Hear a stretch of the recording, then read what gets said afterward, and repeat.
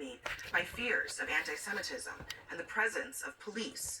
College campuses are seemingly proving in real time just how difficult it is to protect the First Amendment rights of students protesting for Palestinian rights while cracking down on the insidious spread of anti-Semitism.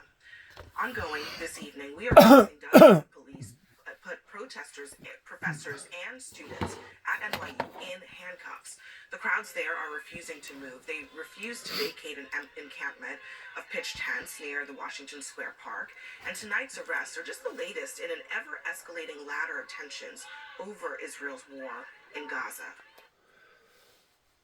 What does the scripture say about the times that we're going to be in right now? It says that there will be wars, rumors of wars, commotions, uprisings, that there will be conflict up onto the planet.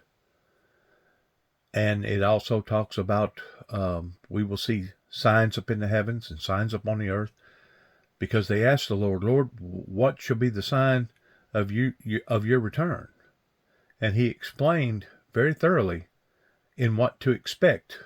And in doing so, he also said to flee into the mountains and to pray that you're worthy to escape these things that are going to be falling upon to the planet, or pray that you can endure them.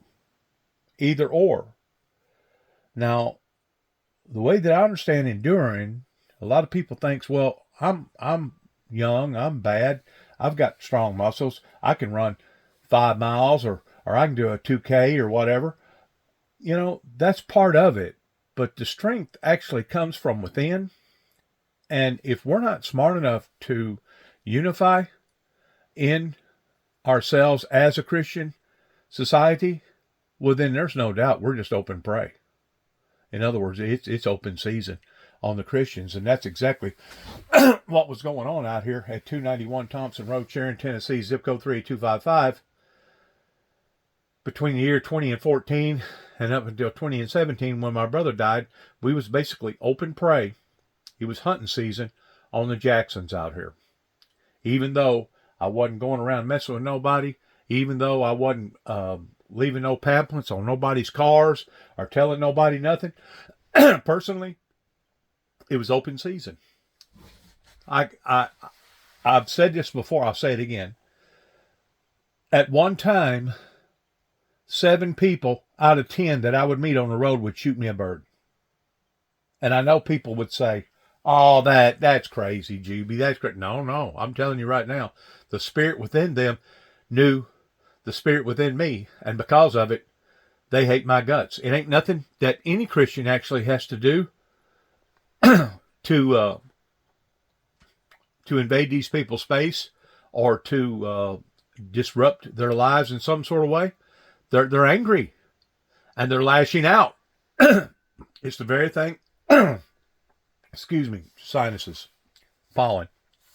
It's the very thing that Jesus said that was going to happen is happening, and it's happening today on a scale unlike any type of scale that I've ever seen. Now, I remember back, I guess it was the 70s, whenever there was a major revival here in America.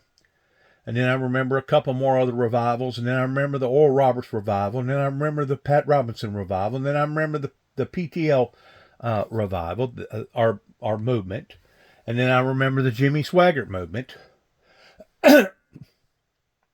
If we don't see another movement that is equal or greater than what we seen during all them other movements, you might supposed to get ready, because things is going to get worse, and it's coming near a neighborhood near you. Now, whenever I say that, does that mean that I'm boasting? Not even closely. No, I'm not boasting.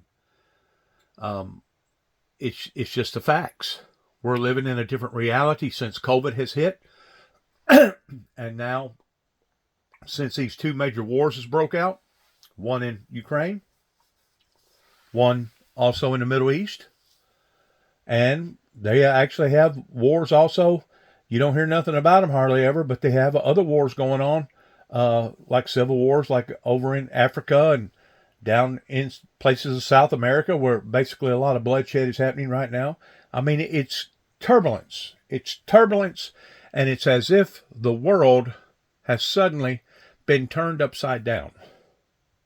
And I still say it's a spiritual invasion, because the Bible is very clear in teaching us and telling us that in the final last days in the book of Revelations, that these anti-spirits are these mean, cruel, evil, mean people are going to lash out with great wrath, because they know their time is short. They know that they have been unsuccessful in basically conquering the true Christians. And whenever I say the true Christians, I'm talking about the whole family of Christians down here on the planet. I ain't just talking about myself. I'm talking about everybody. And the fact of the matter is, I have seen this again and again and again, to where I've walked up to people and never uttered a word, and all of a sudden they got rude, bitter. They got very ugly with me. Some of them would almost get physical. I've had women that wanted to strip off their clothes in front of me so that I would lust after them, and then turn around and ridicule you because you lusted after them. I've been cussed, been treated unfairly, going through various lines of buying, purchasing things. I mean, I could go on, but then again, sometimes I come upon people, not as often, that are just as friendly and as kind and won't say not one word to me. If anything, they're delightful to be around. Their spirit is delightful to be around. I've had many of them that's tried to help me, or has helped me put groceries into my vehicle because they seen that I was in a wheelchair or getting around on crutches. I've had lots of good people that has come up to me, and I could feel their spirit and my spirit would basically interact with one another. Right now, we're going through a spiritual warfare. And it's unlike anything that I've ever experienced or seen before. And I just thought originally, whenever it occurred in my life for 3 consecutive years up until my brother died, and then about a year later, I basically come back home and I seen what was going on out here, that I was still being agitated and tormented and terrorized, even though I wasn't even living here on the property at the time. I was living in basically across the river up towards Loretta Lynn's territory, up towards Humphreys County.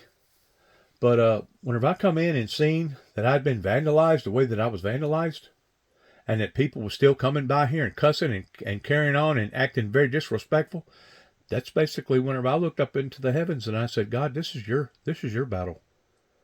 You're going to have to fight this battle, because there's no one up there in the Dresden courthouse that's going to do it for me. They didn't do it for David. They didn't do it for a post-traumatic stress World War II, basically a drill sergeant that was abusing his children openly down here in the area. They didn't do it for my mother. They didn't do it for my older brother. And it's as if we've just been on our own. I mean, you talk about hard times. You talk about rough. There's not too many more couples down here that I can reflect to. Maybe three different families that would compare to how rough it was on them in growing up compared to how rough it was on us growing up in the same area.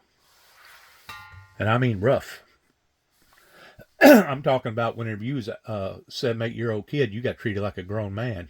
You got your teeth knocked out. You got your hair pulled out. You wound up getting slapped plumb off the table, upside down in your chair. That's how things went around here, because it was a very tough area to be raised up in. I don't think it's quite that bad now, today, but then again, I don't know. You got people on drugs. You got people that's constantly doing things that they shouldn't be doing, and if you'll combine that with the spirit world that enters into these people, that just becomes absolutely just Evil. Evil right now is on the march. And until the true Christian society is willing to stomp it out, it's only going to continue to keep marching and marching and marching and marching. Colombia is the most notorious example. More than 100 were arrested there last week, and today tensions placed student life on hold, interrupting graduation photo shoots with pitched shouting matches.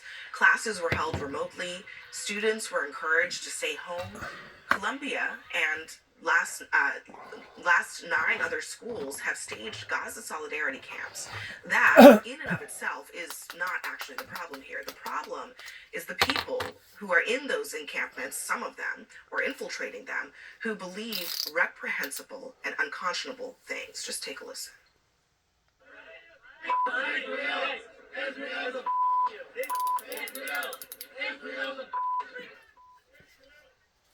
The Anti-Defamation League reports that anti-Semitic attacks shattered previous records in 2023, reaching an all-time high of 8,873. Now, earlier tonight, I spoke with David Jonah Lederer, a Jewish student at Columbia University. He is among those who have chosen to leave campus this Passover. He and his brothers say they were targeted by pro-Palestinian protesters when they went out on Saturday night. David, thanks for joining me. First, I just want to ask you, what happened on Saturday? Saturday, this is after 4 days, the anti-Israel protesters in Colombia had they were still on the encampment, and so many Jews were feeling threatened. So me and about 15 other students decided to go out on campus with Israeli flags and to just stand there, sing peacefully, and we stood there for 1 hour, and in that course of an hour, we were harassed. People threw water at us. My brother was assaulted. Someone came and grabbed his Israeli flag, and when he ran to go grab it back, he was surrounded by a mob. People threw things at him. They threw a rock at his head. Someone stood there with a sign saying, "These are Al-Qassam's next targets," which are the Hamas military wing. I'm saying essentially they want us to die. And so just 1 hour on campus, we felt tremendously unsafe. There was no public safety, and it's become an untenable situation. It's bad enough that if I was living somewhere close, and I mean whenever I say close, I'm talking about within a half a mile to a mile of a university, no matter if I had a strong built house or living in a hut. It's got so bad in a lot of these universities around colleges and stuff that I would be concerned about moving and going somewhere. Kind of like the people down there in Texas right now that's going through what they're going through pretty close to the border with so many Mexicans coming down there and basically walking around all hours of the night. You know, I hear of all kinds of people that hear a noise and they look up. All of a sudden, somebody's sitting out on their patio or out on their porch or whatever. I mean, these are very eerie events that's going on that are very, very concerning because it just shows that not just the universities, and I'm pretty sure some are run a little bit better than others, but the fact of the matter is this country has lost control. This government has lost control of taking care of its people. And the reason why, a lot of it is because of your lawyers, so many activists pertaining to your psychiatric doctors. And if you'll combine that with all the cameras, and you'll combine that with all the strange laws given basically the perpetrator that's victimizing the victim is much rights, if not more rights, than the victim does, which is absolutely preposterously insane. Insane. And this is the environment that the devil's creating. I mean, I had somebody ask me just today, Do I think that Donald Trump's going to get elected president? My statement was, as crazy as things is right now, he may not even be able to be eligible once once it gets closer and closer to the eligibility time of an election. We could actually be thrown off into some sort of civil war right here.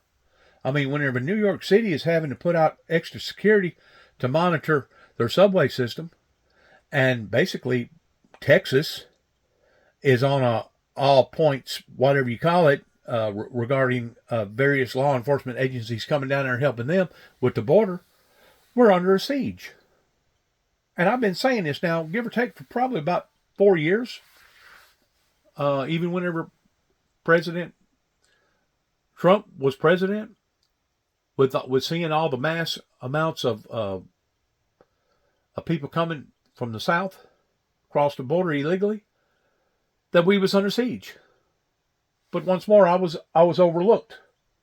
I was ignored. I was stereotyped. And that's exactly what that they have done in this area. They have stereotyped Juby to the degree that, I guess, if their house was on fire, and if I was to stop and tell them, hey, your house is on fire, they would go back to bed and literally die in their house because they're convinced that any and everything that I'm telling them is a lie.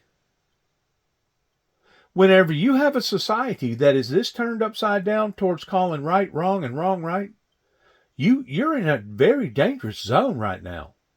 And it's not just happening here in America, it's happening all over the world. And it's getting worse. It's not getting better, it's getting worse. You know good and well, whenever that Francis Key Bridge caved in, that's affecting, give or take, about 70,000 workers in bringing goods in or out. I think the way I understand it, they've opened up a channel, but it's really, really slow, and I don't know that they can bring the big boys in there yet or not. But you know good and well that has affected that whole region. I mean, if you got 70,000 that's employed, you're probably talking about a couple million people that's basically all clogged up on top of one another. And it turns into a infestation of chaos, kind of like what's going on right now over in Israel, pertaining to Hamas. And I've already listened to a little bit of this, but listen to what this individual's talking about pertaining to how dirty that the Hamas people are in their tactics and what they do. And then even though Israel gives out warnings, hey, leave, get out of the area because we're fixing to bomb this area because this is where Hamas is stationed at, they don't leave. And then they turn around and want to accuse Israel, saying that Israel is the one that provoked it. I've never seen such of a sick society in my entire life. Just watch it.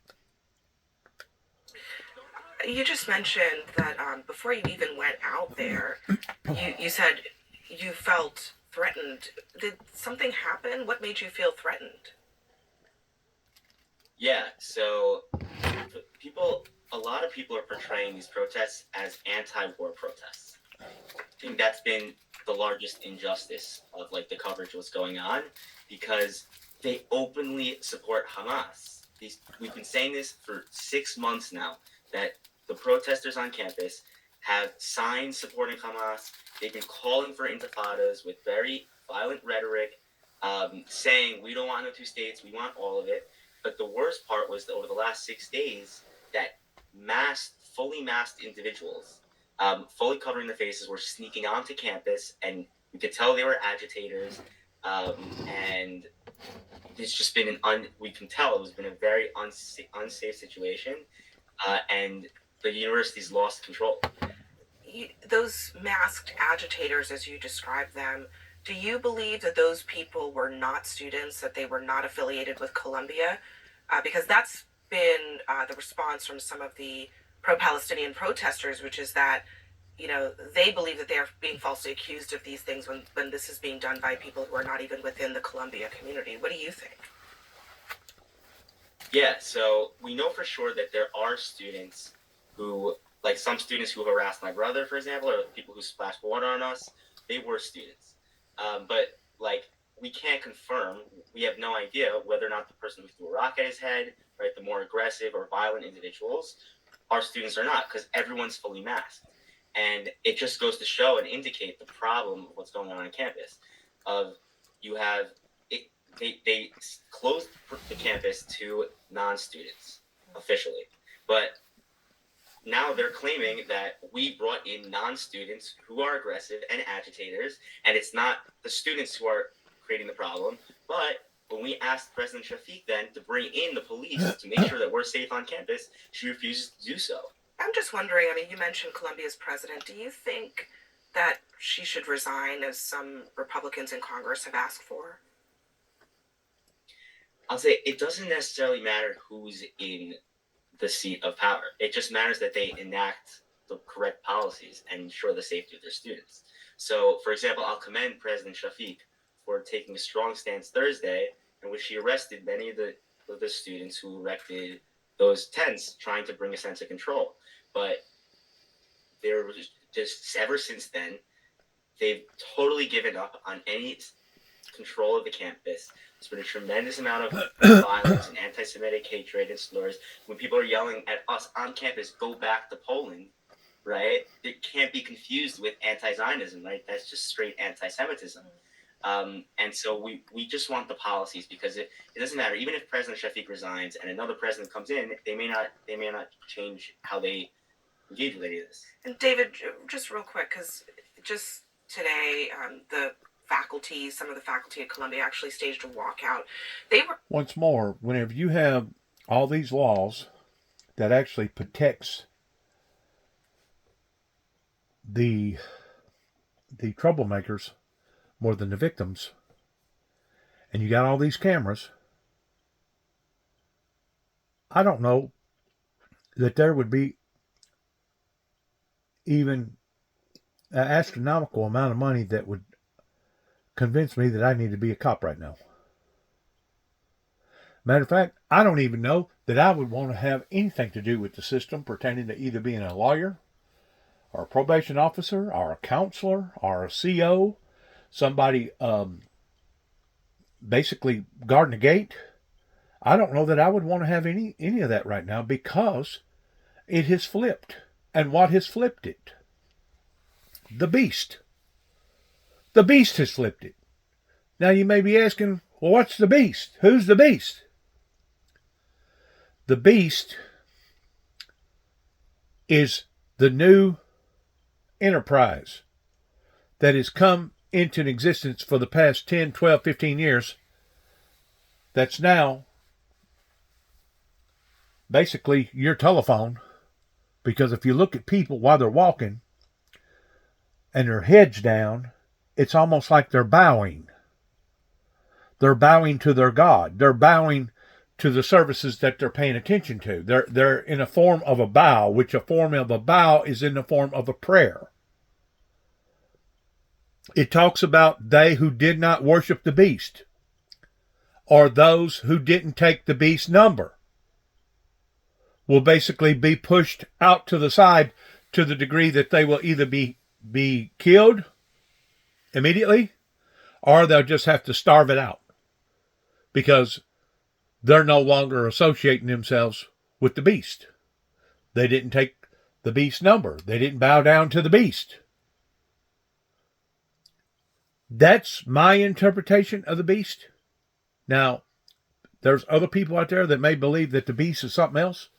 But whenever it talks about this beast rising up, that's exactly what AI has done just within the past 20 years. And granted, computers has been around probably for the past 100 years, give or take in different places, but not as predominant as it is today. I mean, even before the year 2000, Y2K, people had computer systems.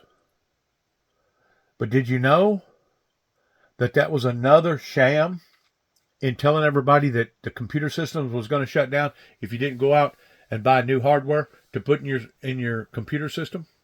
That was all part of the scheme in putting us where we are today. It was taking baby steps then. Now it's running with it. It's literally running. AI is running with this social media perspective, and it's only going to get worse. We are in a dangerous, dangerous time right now like we have never seen before. And it's not something it's not somebody's imagination. It's not somebody that's propagating this into society. This is actually occurring in our lives. Protesting against the action of sending police in to break up the pro-Palestinian protests last week. Are they wrong? What's your message to them?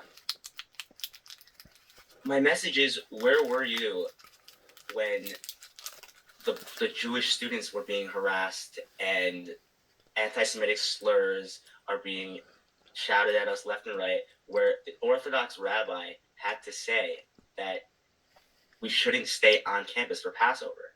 So why are they not walking out for us? And additionally, I would say that the university's insistent or inconsistency with enforcing its own policies when it came to these organizations which were suspended over the last 6 months has fomented this environment of hatred towards the Jewish students on campus, because it's gone on for 6 months with impunity. And so it's time. That's why President Sharif was in Congress, that there has to be action, and the university has to enforce its own policies. And if it doesn't, then we have anarchy on our campus, as we've seen over the last 4 days.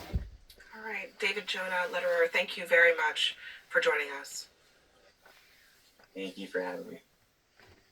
And lawmakers across the aisle have also swiftly condemned reports of anti-Semitism at Columbia on their New York campus. Among them is my next guest, Democratic Congressman Jared Moskowitz of Florida. He toured the campus today along with several other Jewish House Democrats. Congressman, thank you very much for making time to be with us tonight as we're coming into this interview with you. Columbia announcing that they are going to close the campus to in-person classes until the end of the semester, which is scheduled to be next week. That's a pretty extraordinary indictment of what is going on that campus right now. My understanding is that you were there for part of the day today, and you had a pretty stark message that you think that there is a double standard when it comes to protecting Jewish communities from anti-Semitism. What makes you say that? Well, thanks, Abby. Thanks for having me. Thanks for talking about this on the eve of Passover. So let me say a couple of things. First is I was at the university today. It's clear to me that while they are establishing a perimeter outside the university, once inside the university, there is almost no security. They have completely lost control of the situation and are just letting it ride, which now you've confirmed by this new policy that they're just going to try to run the clock out by going fully virtual at the end of the year. I can tell you, between the students wearing masks and them going full virtual, bringing back the policies of COVID is not going to slow the spread of anti-Semitism. But I'll tell you what I meant when I said that on campus today. Tonight at Passover, this was the conversation around the table. Families are together, extended families are together, and what's going on at Columbia and what they're watching happen now at NYU as it spreads around the city. This is the conversation, and Jewish parents are asking this question because I talk to them whose students go to Columbia. The question they're asking is, they feel that if this was a minority group, a protected minority group, which Jews are not, they don't think that this would have gotten past lunchtime on the first day.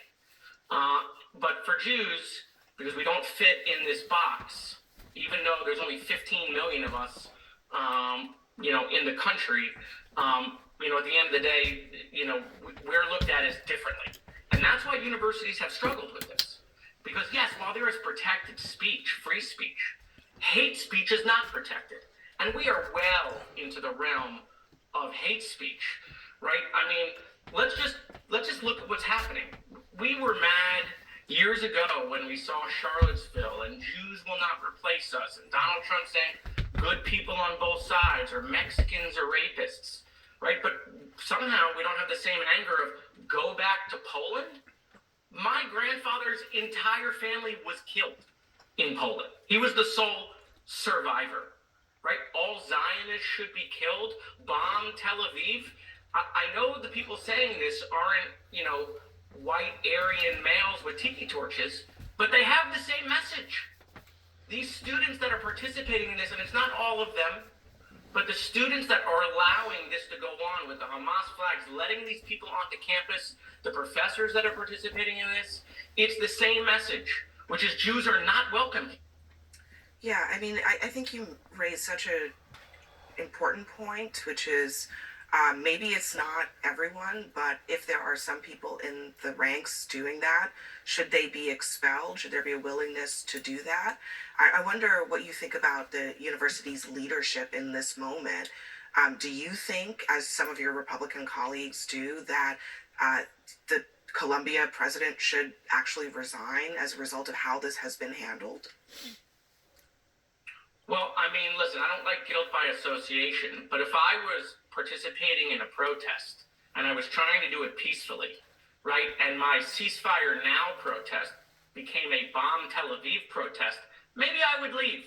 Or if we were holding up the Palestinian flag and all of a sudden people started screaming pro-Hamas things, maybe I would leave. But that's not what happened, Abby. That's not what happened. They were integrated, and it took 5 days for them to make a statement saying, oh, that's not us. The only reason they made that statement is because they're losing the narrative, because unfortunately they're being exposed. And so, look, what should happen to the university president? Here's what I recommend to the president of Columbia. I don't know what the right thing to do is, but if she wants to know what the wrong thing to do is, she can call the former presidents of Harvard and UPenn, who let this nonsense go on their campuses. And Columbia is way past those two universities. And so while I want students to be able to protest, while I want them to be able to point out injustices, while I want them to be able to talk about people in Gaza, because that is something we should talk about. We should talk about October 7th, and we should talk about humanitarian aid. We should talk about a two-state solution. We should talk about a ceasefire in exchange for release of hostages. Yeah. But that is not what is going on. What's going on is anti-Semitism to make Jews not welcome. When it was announced that classes were going virtual and thus Jews weren't going to be on campus, these students celebrated. It's not anti-Semitic. It's not anti-Semitic to disagree with Israel. But if you're only pointing out Jewish kids, if they see a Jewish kid on campus and then they go after that Jewish kid, right, and surround him and blame him for Netanyahu, they targeted that Jewish kid. That's anti-Semitism. Congressman Jared Moskowitz of Florida, thanks for being here tonight and staying out very late for us, but we needed to hear what you saw today on Columbia's campus. Thank you. Thanks, Abby. And Bakari Sellers has a unique perspective on some of this. His father was a key figure in the civil rights movement in the 1960s. He was actually shot during a college campus protest. He joins me live on that and his upcoming book. It's your igniter.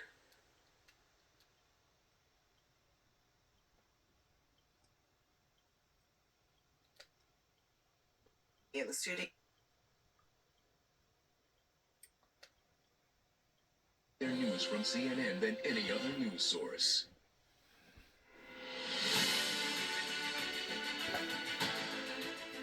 More now on the protests that are rocking college campuses. Bakari Sellers, CNN's political commentator, is here with me in the studio. He is the author of a brand new book that will be on bookshelves tomorrow, The Moment, Thoughts on the Race Reckoning That Wasn't and How We Can All Move Forward Now. This moment, Bakari, is not exactly about the race reckoning, not exactly about that, but it is about protests, and it is about kind of how the country deals with that. And your father was a key figure in SNCC in the civil rights movement. He was shot on a college campus. He was there for a major moment when student protesters were killed. Yes. So how do you see this? So one, I think that anti-Semitism is on a rise, and we have to quash that. There's no excuse for the anti-Semitism that we're seeing on Columbia, Yale, Harvard, the campuses that we're seeing. But also, I mean, to Kathy Hochul, I believe is the governor's name here, to Eric Adams. Before Donald J. Trump became president, I've said this before, it had gotten so bad with anti-Semitism that come Christmas time, if you put out Jesus Christ, Virgin Mary, and the three wise men, you was prone of either being victimized or basically threatened to go to jail. Whenever Donald Trump come on board, he ended a great deal of that. It was snubbed out to some degree. Now it's taken another toehold because we don't have a strong, stern leader that puts this in its proper place. I mean, whenever you can basically kidnap a whole town or part of a town of what went on in Portland, Oregon a few years ago, and they come up with some sort of fancy word like it was an okay thing to do, whenever they basically intimidated a whole block. I think it was a block. It may have been more than a block. And that stayed that way for like a month and a half or 2 months before the army come in there and dismantled it. But whenever people can pull together like that and do things like this, we're living in uncertain times right now that God only knows what's going to happen or how it's going to happen. God only knows. For example, there's law enforcement and college students don't mix. There's really no reason for them to be on the campuses. And so for me, I think that there is a balance that has to be had. And Jelani Cobb, for example, Dean of the School of Journalism at Columbia, is doing a great job listening to students and trying to find a balance. I think a college campus is an exchange of ideas. But right now, what we're seeing is the ugliness and the ugly belly of what has become. Well, look, I wonder what you think about what Jared Moskowitz said, which is he was basically saying if this were, a protest that turned racist and it was about, black students being vilified and targeted because of their race, that the outcry would be immediate. Do you think there's any validity to that? Yes, I think Jared, Representative Moskowitz, was on point today. I mean, I think he was actually accurate today. I think you've had a lot of people who have tried to make this a political statement. I think Eric Adams has tried to make this a political statement. I think that the governor of New York has tried to make this a political statement. They just have put optics in front of what the real issue is. And what we're trying to do is have a conversation that is necessary because there are people who believe that the response to October 7th is disproportionate. Which is a totally valid argument. of view. Correct. And there are also individuals who recognize that October 7th should never happen again. And that, negotiating with Hamas and negotiating with the people who do not believe you should exist is a non-starter. And so I think college campuses are where you should have that discussion. The problem is that there are a lot of outside voices that are infiltrating. A lot of yelling, not a lot of discussion happening. I do want to talk, though, about your book. And one of the key points of this book is this racial justice movement that was kicked off by George Floyd. We were hopeful. It was supposed to be that. And it was supposed to be a moment when maybe the country went into the next level on dealing with race. What has happened since then? Was it all for nothing? I actually think that I don't know if it's all for nothing. I mean, I don't want to go that far. But I do believe that there was a moment. I was on with John Berman. I was on with Allison Camerata. And we talked about after Philonise Floyd and Ben Crump, we talked about where we were as a country. Yeah. And I cried and I gave you my all. And I wanted to believe that we were on the brink of change. And I think that what we're seeing tonight on the campus of Columbia, what we have seen in Arizona, what we've seen through legislation that's been passed, the attack on DEI, the messages you receive just by doing your job. I mean, Abby, you were one of the most brilliant, amazing, beautiful anchors. I didn't pay you to say that, but thank No, you. you didn't. But I mean, just cash at me. No, but you are one of the most amazing people we have right now, and the attacks you receive because of the way that you look, the way that your hair is, the way that you raise your children, the way that we are trying to be better. I think is indicative of the fact that we've taken steps back, and so that's why I wrote the book. Yeah, I mean, and look, we have to recognize that these things are still happening. We can't pretend it's not happening, right? Right. And there's a sense in which some people want to do exactly that and pretend that there is no race so that we can move beyond race, but there's still definitely racism happening in this country. Bakari, I'm going to show this book again. Look how handsome I look, though. Look at how handsome Oh, he my is. It's my goodness. turn now to compliment you. Thank you for joining us tonight and for being here. Don't forget, the book is out tomorrow, The Moment, Thoughts on Race, and the race reckoning that wasn't and how we can all move forward. But thank you for joining us and watching Newsnight. Laura Coates Live starts right now. Something else. Tonight, one trial, two alternate universes. The very different stories the jury is being asked to believe in Donald Trump's hush money trial. Plus, new revelations in the classified documents case when a top Oval Office insider warned.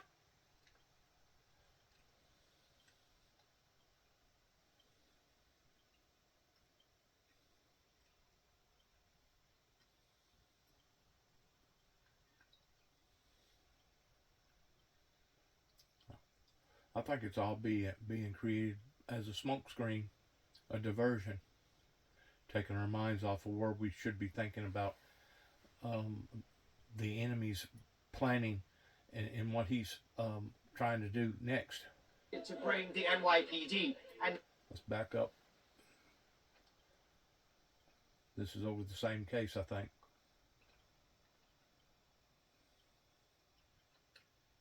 Right there. A really important point, and we'll get back to him as well tomorrow as well. Elliot and Jean, please stick around. I want to get to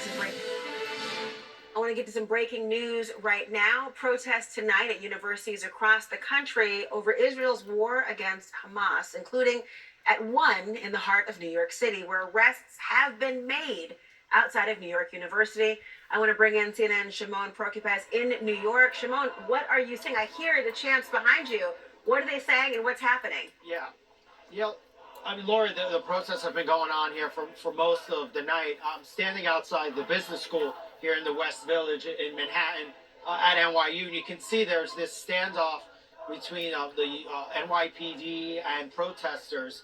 What happened here just a short time ago was there was an encampment. Students who were protesting set up tents, and the police moved in on the request by the school to clear the encampment. And the school says in a statement that they found that there were people who infiltrated the encampment that were not NYU students. And as a result of that, they asked the NYPD to come in and remove the encampment, to remove the tents. The other thing the school said in this statement was that they heard that people were making intimidating chants, which raised a lot of concern for them, but also that there were incidents of anti-Semitism. And so because of all of that, they decided to bring the NYPD. And now for almost 3 hours, there has been this standoff. The other thing, what we learned from the NYPD, is that there were faculty members that were locked arm to arm to try and prevent the NYPD from arresting the protesters that were behind here. The NYPD and the school has now cleared this entire area, and most of the items that were here before, like tents and other things belonging to many of the protesters, have been cleared. At this point right now, there are about 100 or so protesters that remain. The NYPD is allowing them to stay out here on the street and continue their chants. There's no indication that they're going to make any arrests at this point, but there's obvious concern here from the school and the NYPD that if they leave, that many of the protesters are going to try to get back on the campus. But this is certainly another escalation at another university after these protests, for the school to call the NYPD in and to remove students, to arrest students, and to arrest faculty is something that is going to certainly spark perhaps more protests like we've seen over at Columbia University. And this is going to be one of these moments here at this university at NYU where we're going to see probably students and other faculty members raise concern over what the school here decided to do. It sounds like a very tense situation. Just watching the number of police officers who are guarding access and the chants behind you. I wonder, you've mentioned the protests at nearby Columbia. This is obviously another university. What are students telling you about how they're feeling? Well, for one, they are, certainly the students over at Columbia having experienced what they say was just an escalation by the school to call the NYPD in to remove students, to arrest students, to clear the encampment was very troubling to them. That's why we also saw faculty members, teachers, and employees of the school walk out of classrooms today to show their support for those students in solidarity with those students. And for the first time really here tonight, we're hearing that faculty members here at NYU were arrested. That is certainly another escalation in all of this. So I think in the coming days, we're going to be hearing a lot more from students and from faculty members, as we've been hearing from those at Columbia over the concerns that the NYPD was asked to come on campus and arrest students and arrest faculty members and remove the encampment. But for NYU certainly to do this, look, it wasn't easy. They have to write letters. There's a legal process that they have to go through with the NYPD, and we're told they did. The school submitted a letter to the NYPD asking them for their help because there were concerns over outside entities, factions outside of the school, non-students breaching the campgrounds, and then obviously the school saying there were incidents of anti-Semitism, and then the intimidating chants, and that ultimately is what led them to ask the NYPD to come in. Shimon, we're hearing behind you a wave of chants and cheers, and then additional chants. Do you know the nature of what they're saying? What's happening behind you? Well, it's mostly chants against the NYPD. I'll show you some more of the crowd here. They're gathered here. It's mostly anti-NYPD chants. We're hearing pro-Palestine chants. We're hearing a lot of chants about Gaza. And this has been going on at NYU. It's also been going on at Columbia. Okay. It's been going on at Yale. But we're hearing all of these similar chants at all these universities across the country right now. And the concern, obviously, is that we're seeing the activity at Columbia, and we're starting to see it spread all over, right? To NYU here now, to Yale, to schools out in Massachusetts. So it's starting to spread. There is a lot of concern by students over the escalation of involving law enforcement in these incidents, but the schools feel like they're at a point where they need to stop some of this, stop some of the escalation by the protesters. Certainly for NYU, they moved quickly. At Columbia, they waited a couple of days. Here, the NYPD just took several hours, and the NYU asking the NYPD to come in. Shimon Proactive, thank you so much. So informative from you on the ground. I appreciate it so much. Joining me now, Omar Wasso, Assistant Professor of Political Science at UC Berkeley. He's an expert on protest movements and their impacts on society. Thank you for being here. Professor, you are hearing and seeing what's happening across the country, particularly in New York City. You have studied protest movements for decades. How do you think universities are handling this moment right now?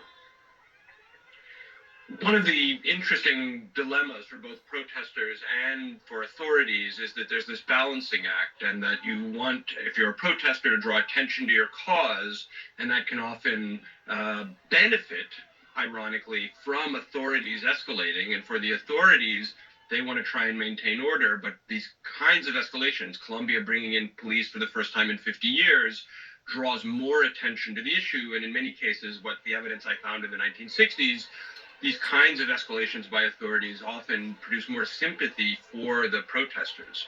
And so there's a tension for the protesters in that there's real risks of being arrested.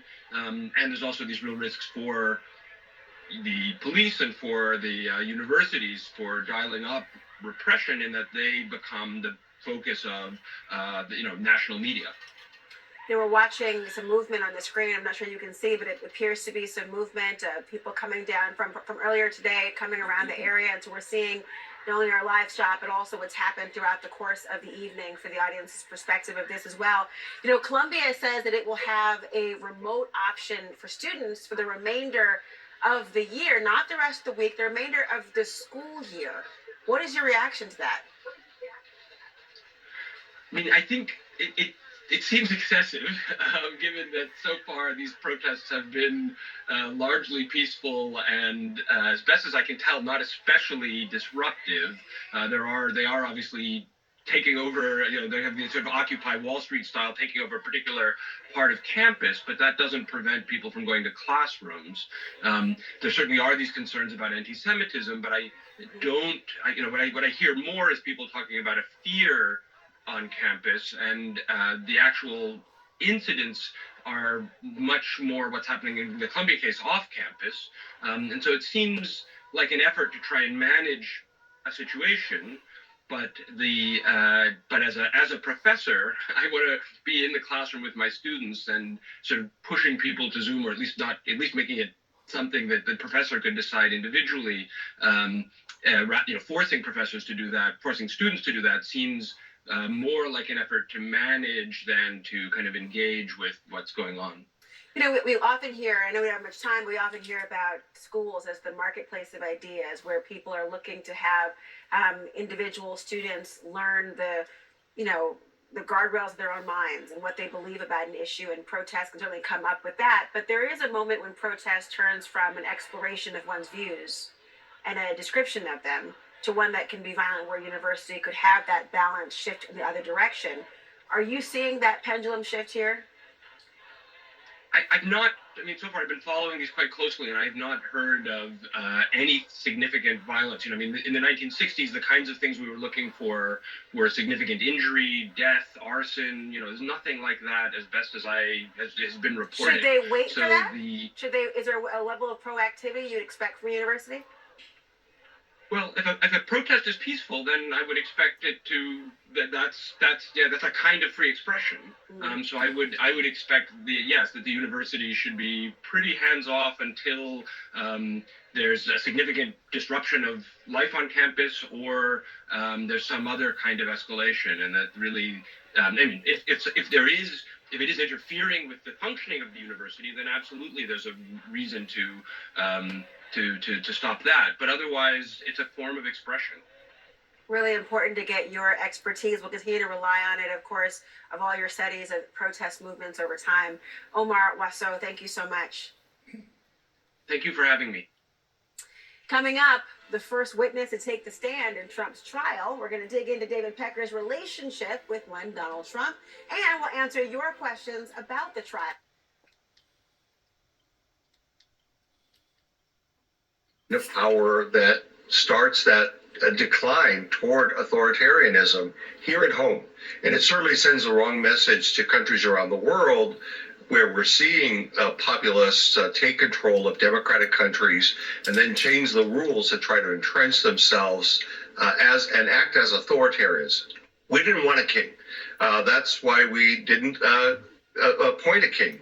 And we wanted the military to be subordinate to civilian control, starting with the president, but really responding to the will of the people through its elected officials. We didn't want a president who could use the military for his own personal purposes.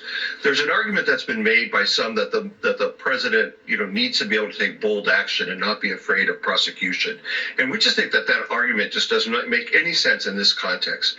Because first of all, the decisions that former President Trump are being charged with have nothing to do with wartime decisions, have nothing to do with protecting the national interest. That's not the case that's in front of the court, and it would be a mistake for the court to start to carve out exceptions for national security in this kind of case. It's also unnecessary because usually the president has the advice of lawyers from the White House, from the Department of Defense, Department of Intelligence, Department of Justice, that even in what you might call gray area decisions, and there have been many in the course of our history, where where there are people who have a good faith belief that the president is acting within his authority to protect the nation and within the bounds of the law. And that is sufficient protection from anyone ever coming after a president and saying that, he willfully, intentionally violated the laws. So there's absolutely no need to create a carve out. And if there's one thing we know about former President Trump and any future authoritarian who might become president or would be authoritarian, is that they'll take an exception like the national interest, and they will drive a truck through what it should be a very limited exception and claim that everything they do is in the national interest. That's what Vladimir Putin does. That's what Kim Jong-il does. That's what authoritarians do. They are the national interest. So anything they want, personal, political, partisan, otherwise, is by definition the national interest. We don't want to go down that slippery slope. We shouldn't want anyone to have that power. Conservatives should be concerned about a Democratic president who had the authority to violate criminal laws and to misuse the military for political purposes just as much as Democrats should. Secretary James, today Liz Cheney wrote an op-ed for the New York Times where she's urging the Supreme Court to decide this matter quickly so that the federal election interference case can go to trial and Americans can see the evidence for themselves before the election. Do you agree with her?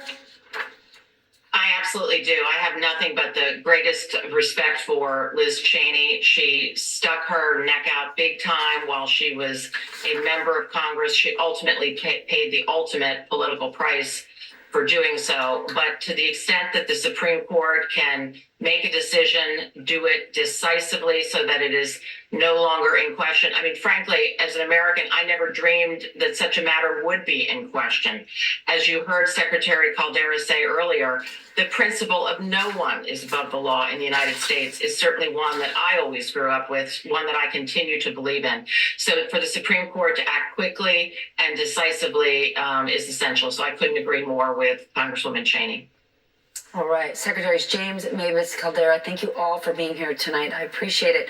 When we return, our next guest has witnessed the rise of authoritarianism in the Philippines firsthand. Our keynote conversation with Maria Ressa on the threat to democracy here in the U.S. when the 11th hour continues.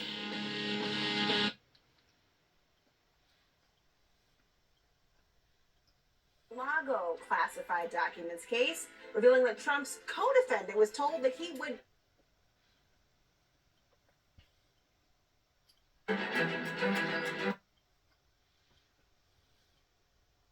so-called freaks. Students at the prestigious university cry for the acceptance of furries and other fringe sexual preferences and identities into the larger LGBTQ community. The colleges are embracing this radical liberal ideology, which gets us into this whole trouble with all the protesters across the country.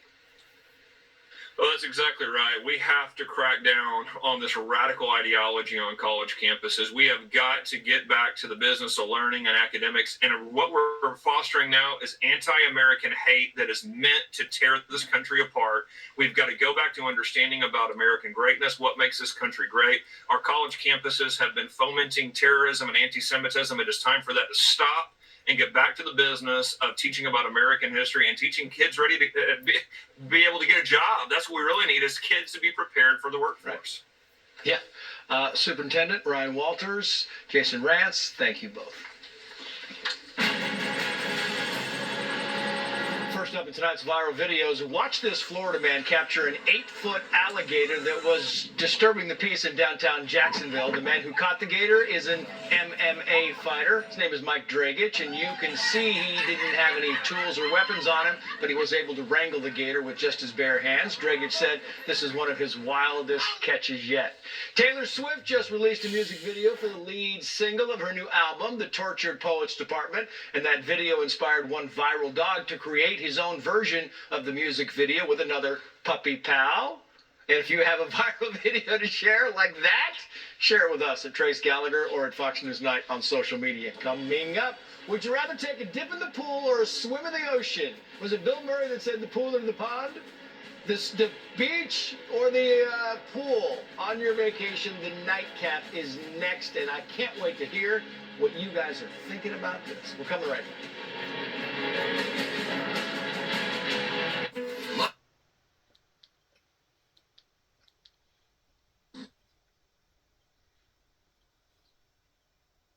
Behavioral health data.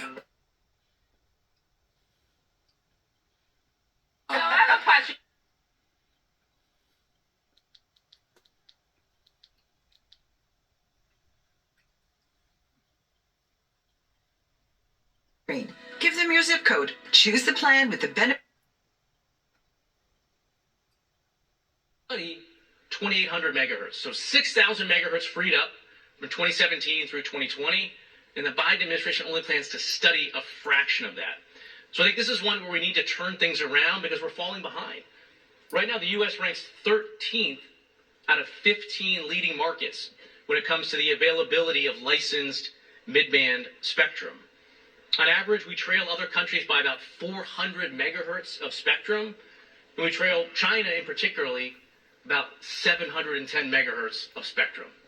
So spectrum and the lack of it is one of the storm clouds on the horizon that we really need to come together as a government and turn things around. The second piece I want to talk about in terms of storm clouds has to do with the current rollout of the BEAD funding initiative.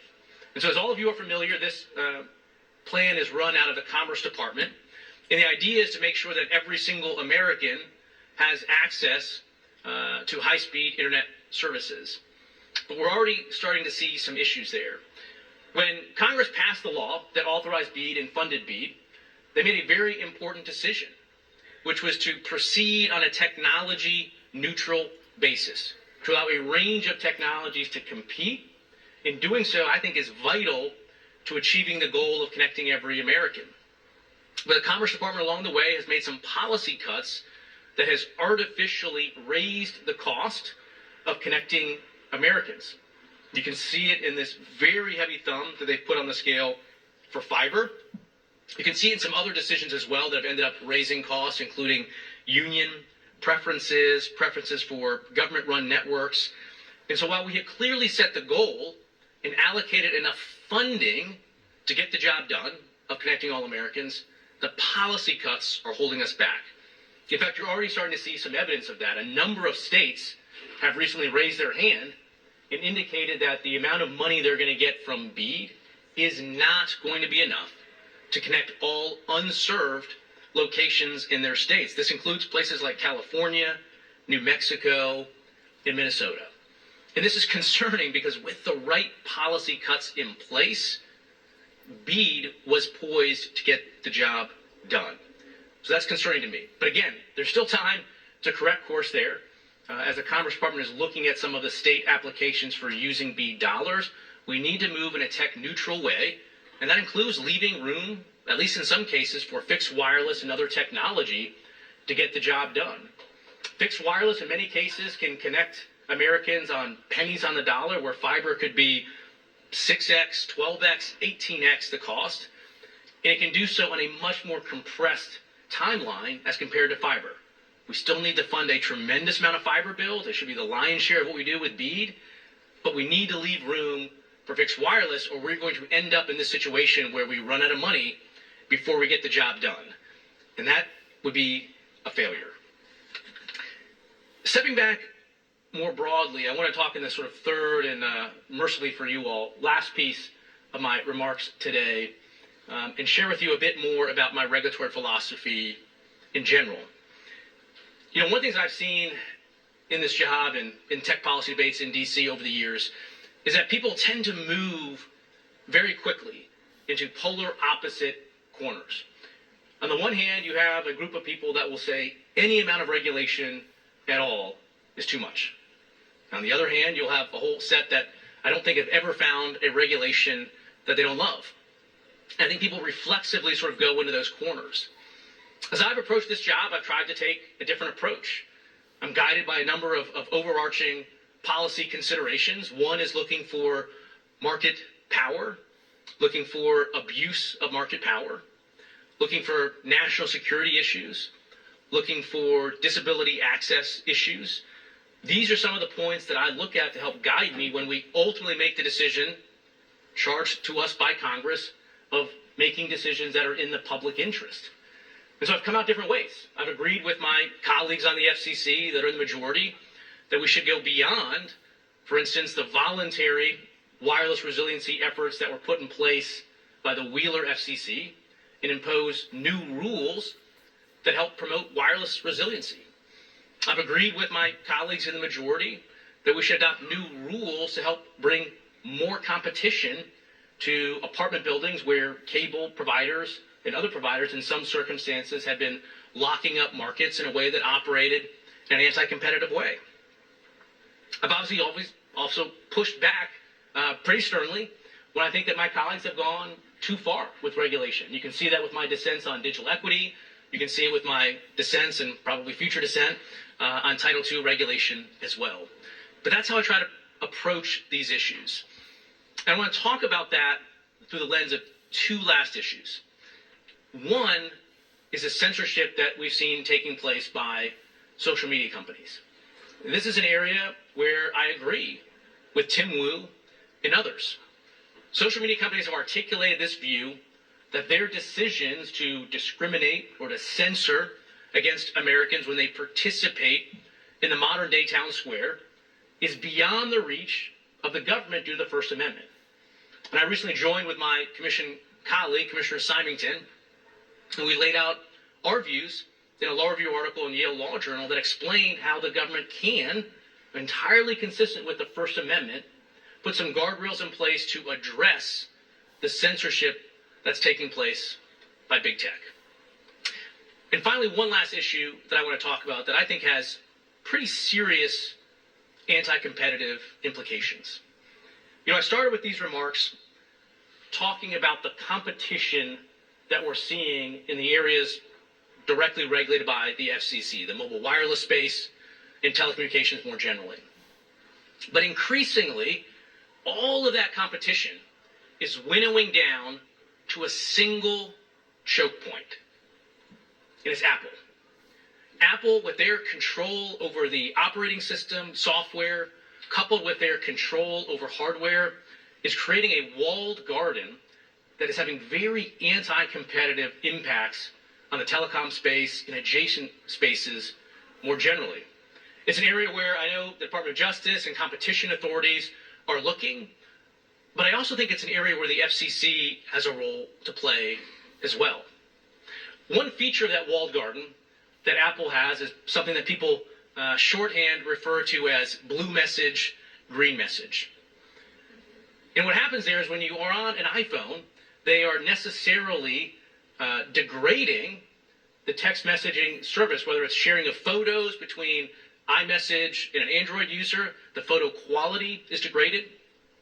Whether it's physically looking at the green bubbles that show up when you're communicating, it has actually a low contrast. It makes it difficult for people with low vision or difficulty with seeing from picking up those messages. Again, that's sort of one feature of the broader problems that's happening with this walled garden approach. But I think this also highlights a role for the FCC. How many of you here are familiar with the issue of Beeper Mini? Raise your hands, Beeper Mini. That's it? One? A couple? Okay. So quick primer. Beeper Mini was a technology that was rolled out in December of last year that came up with a solution to the blue bubble, green bubble, walled garden. It enabled people on Android devices, whether Google or Samsung phones, to communicate directly with iMessage users in a blue bubble fashion, meaning there wasn't low contrast, there wasn't a degrading of photos or a degrading of video. In that way, among other things, in my view, it promoted accessibility and usability by people with disabilities, including having the ability to introduce more competition, which is good for everybody. And this is where there's a role for the FCC. I think the FCC should investigate Apple's conduct with respect to Beeper Mini. Subsequently, Apple made changes to iMessage to disable the functionality of Beeper Mini. And I think the FCC should investigate Apple's conduct there to see if it complies with the FCC's Part 14 rules. The FCC's Part 14 rules, in particular 47 CFR 14.20 and 14.21, flow from a landmark disability rights statute called the CVAA, the Communications and Video Accessibility Act. And those provisions talk about accessibility and how there's a provision in there expressly that says covered providers, which includes Apple's electronic messaging service, shall not install network features, functions, or capabilities that impede accessibility and usability. And so I think the FCC should launch an investigation to look at whether Apple's decision to degrade the Beeper Mini functionality that was being provided, which again encouraged accessibility and usability, was a step that violated the FCC's rules in Part 14. Rules that when the FCC adopted them, they analogized to Section 251, which is our core provision on interconnection.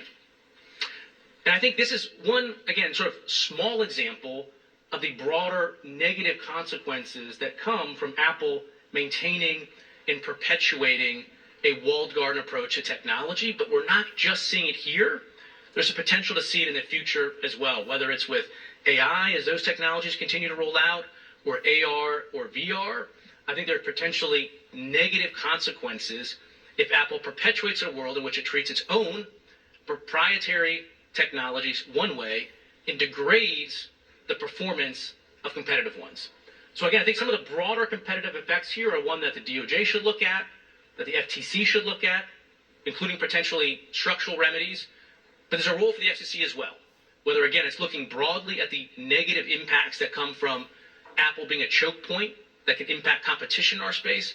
But again, more specifically here, it's looking at our Part 14 rules and whether Apple's conduct with Beeper Mini ultimately violated our rules. So with that, I'm going to end here and hopefully try to get you guys back on schedule a little bit.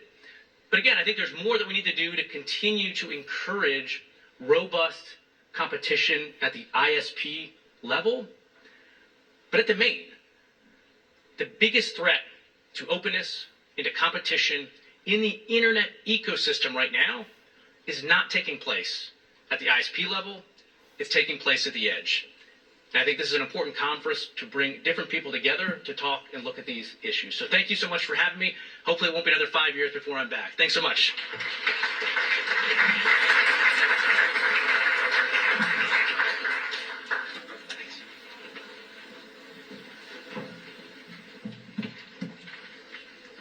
Thank you so much, Commissioner Carr. And don't worry, your beard looks great today. That was really insightful. I'm Meta. I'm Isabella, and we're members of the Congressional App Challenge Alumni Advisory Board. The Congressional App Challenge is Congress's official coding competition for over 58,000 middle and high school students across 374 districts. We both competed and won in the Congressional App Challenge, and we joined the board as college students. Now we volunteer to host events, panels, and initiatives, including the annual House of Code event in the Capitol. We also host a podcast called Debugged. If you're interested in learning more or working with us, we have a booth in the hallway, so please come talk to us. Our first breakout sessions are currently ongoing. In the North Hub, we have lightning talks. In the South Hub, I'll join you for a conversation on intelligent threats.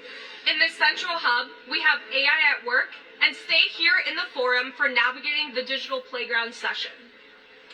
Thank you, and don't forget to stop by the Congressional App Challenge booth.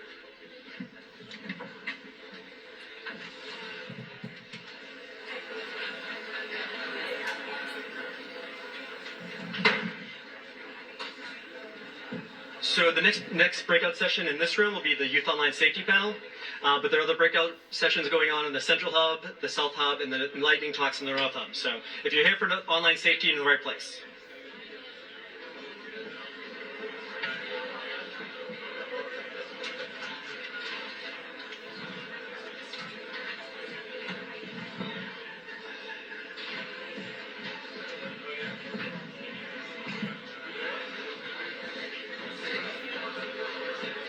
Join a pool. Join a pool. It's wireless, yeah, you can take it out.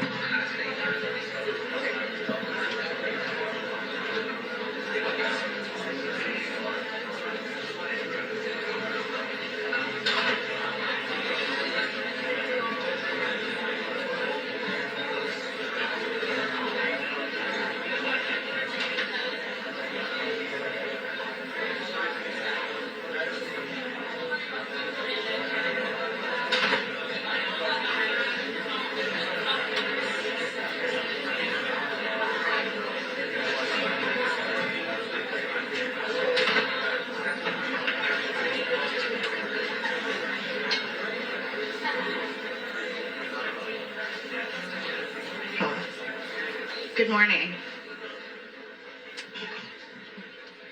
My name is Naomi Nix. I'm a reporter for the Washington Post, where I cover social media. And I focus a lot on how social media impacts our world.